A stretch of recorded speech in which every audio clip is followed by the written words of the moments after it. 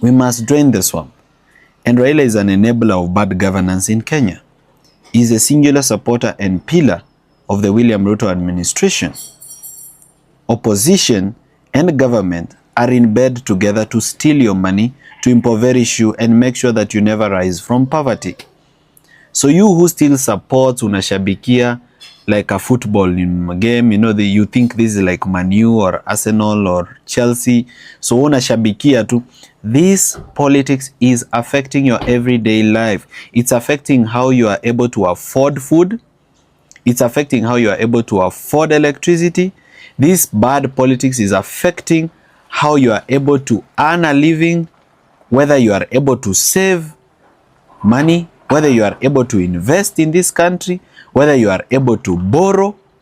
This thing is affecting the very bottom of your life. It's affecting your health care. So if you continue just kushabikia tu, kufurahia viongozi na kuwa support without really asking yourself, why do I support this person? Is it because they're from my community? Is it because I feel excited supporting them? Is it because they have values and, you know, something they can offer me as a Kenyan citizen living and working in this country? So yes, his loss is good.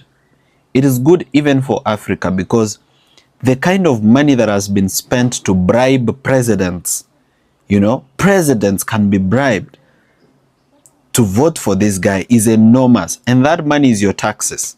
It would have bought x-ray machines. It would have bought MRI machines in your hospitals. It would have built classrooms for the kids who are studying below trees. It would have built the dusty road outside your home.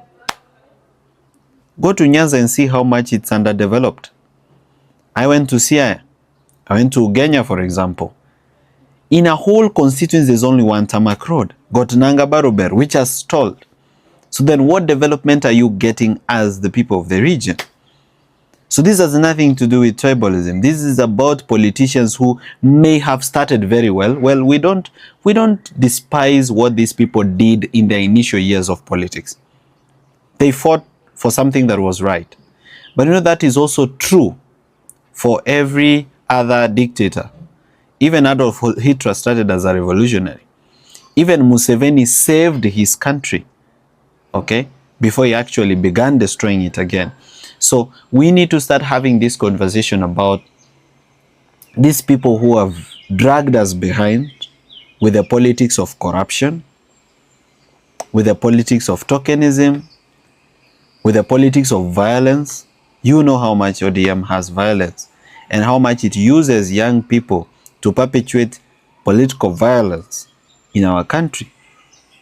So if you are a Gen Z and you want to see a better country and a better Kenya, and not just a Gen Z, even millennials, Gen Xers, and every other person, then Raila is not the way to go.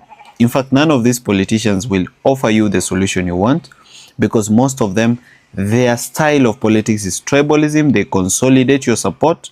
They sell it to someone else for tenders, for money, for self-enrichment. They are not interested in eradication of poverty. They are not interested in youth unemployment.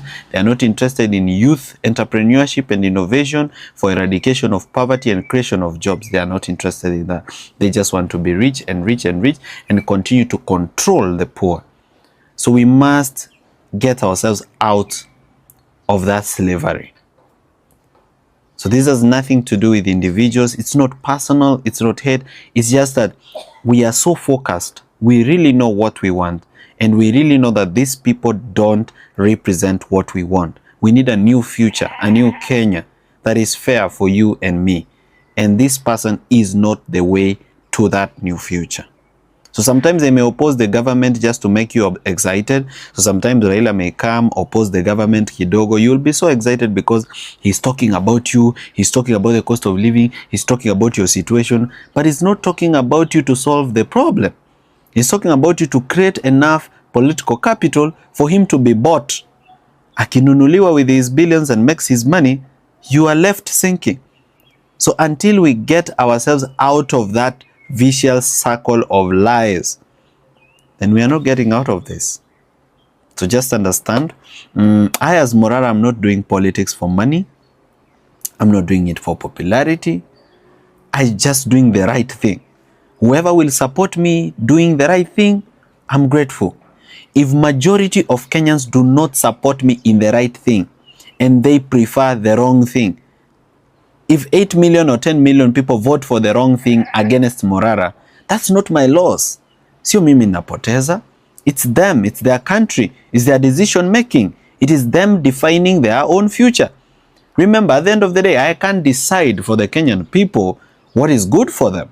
The Kenyan people have to decide for themselves what is good for them. The only thing I can offer is civic education and probably offer myself as a leader of alternative ideas.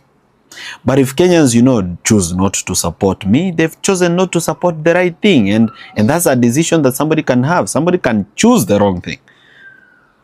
And once they choose it, you can't control their decision because this is their decision to make. So therefore, they live with the consequences of their decisions. So for me, it's not personal. And I saw a comment that it didn't hurt me, but it got me thinking. So somebody said, Morara, you've never even been an MCA. You've never been anything in this country. Why are you trying to compare yourself with Raila? I'm not trying to compare myself with Raila.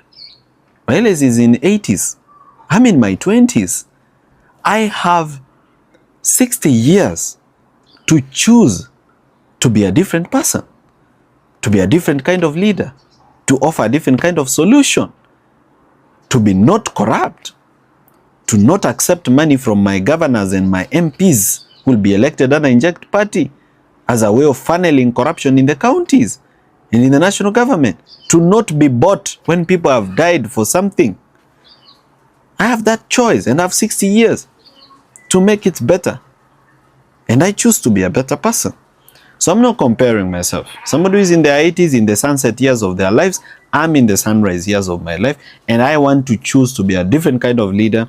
I don't admire anything about how Raila sells tickets or is bought by government or is bribed to betray the people or lies to the people that is fighting for them and yet is just fighting for himself and his money.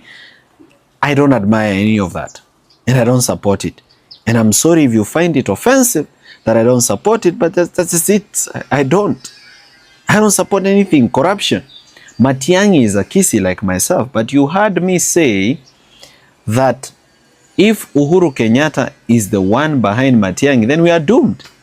Because everything I remember about the reign and leadership of Uhuru Kenyatta when he was president is traumatizing. It was theft after theft, including on election day when 12 billion was stolen siku ya kura, just when there's change of government.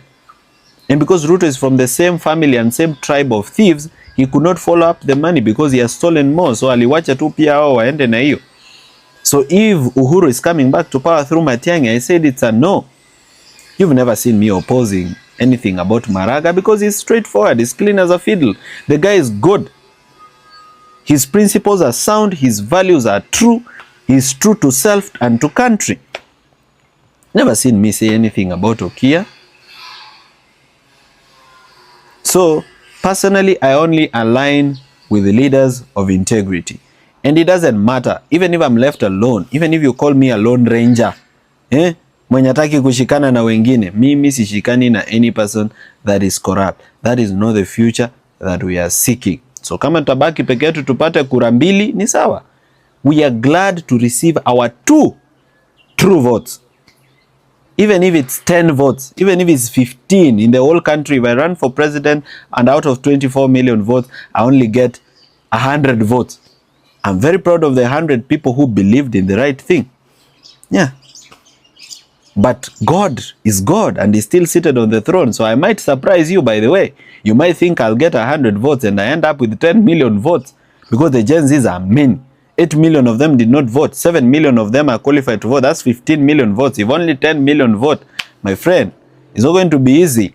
A young person has never run for president in Kenya. So nobody should purport to know how that election is going to be. And I'm not a walkover. Na mimi si muoga. Once I hit the campaign trail, nikisha shika mic, you will know what you're dealing with. Some of you don't know what you're dealing with. I think you think you're dealing with someone who is weak. Mnafikirianga you are dealing with a weak person. You are not dealing with a weak person at all. Wacha campaign ianze nipewe hiyo mic muone. It's going to be messy, it's going to be noisy, it's going to be a very serious campaign of good and bad, of old and future. And we must bring back our country. The people are your employers. They are the ones who make you popular. The money you have, you drive public money. You live on public money. You are popular because of public money. So please, respect the Kenyan people. Do not betray them.